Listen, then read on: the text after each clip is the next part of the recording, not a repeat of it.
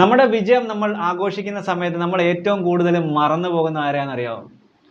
നമുക്ക് വേണ്ടി ഏറ്റവും കൂടുതൽ ഒന്നും ആഗ്രഹിക്കാതെ നമ്മൾക്ക് വേണ്ടി നിന്ന ആൾക്കാർ, അല്ലെ നമുക്ക് വേണ്ടി ഒരുപാട് കഷ്ടപ്പെട്ട ആൾക്കാർ.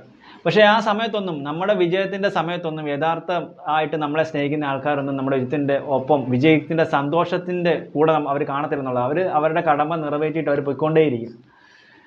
പക്ഷേ ആ ആഘോഷത്തിൽ, ആ എൻ്റർടൈൻമെൻറ്റ് അല്ലെങ്കിൽ ആ ഒരു ഈവെൻറ്റിൽ എപ്പോഴും കൂടെ നിൽക്കുന്നത് ഒരുപാട് സന്തോഷം മാത്രം തേടി വരുന്ന ആൾക്കാരായിരിക്കും. അവരൊന്നും ശരിക്കും സത്യം പറഞ്ഞു കഴിഞ്ഞാൽ ഈ നമ്മുടെ കഷ്ടപ്പാട്, നമ്മൾ ആ ഈവെൻറ്റ് നടത്താൻ വേണ്ടിയുള്ള കഷ്ടപ്പാടിൻ്റെ ഇടയിലൊന്നും കണ്ടിട്ട് പോലും ഇല്ലാത്ത ആൾക്കാരായിരിക്കും അല്ലേ മുൻനിരയിൽ നിൽക്കുന്നത്. അപ്പം യഥാർത്ഥ സുഹൃത്തുക്കളൊക്കെ എപ്പോഴും അങ്ങനെയാണ്. ഒരു ലാഭേച്ഛയോ കൂടാതെ നമ്മുടെ കൂടെ നിൽക്കും. അവർക്ക് നമ്മുടെ ഏറ്റവും ഹൈറ്റ്സിൽ എത്തിക്കഴിയുമെന്ന് അറിയുമ്പോൾ നമ്മളെ അവിടെ പുഞ്ചിരിയോടെ നമ്മൾ പോലും അറിയാതെ അവർ നമ്മളിൽ നിന്ന് അകന്ന് പോയിക്കൊണ്ടേയിരിക്കും അല്ലയോ.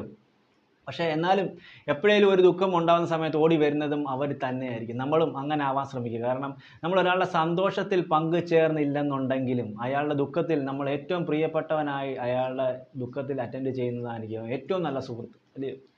അതല്ലയോ നല്ലത്? ചിന്തിച്ചു നോക്കി.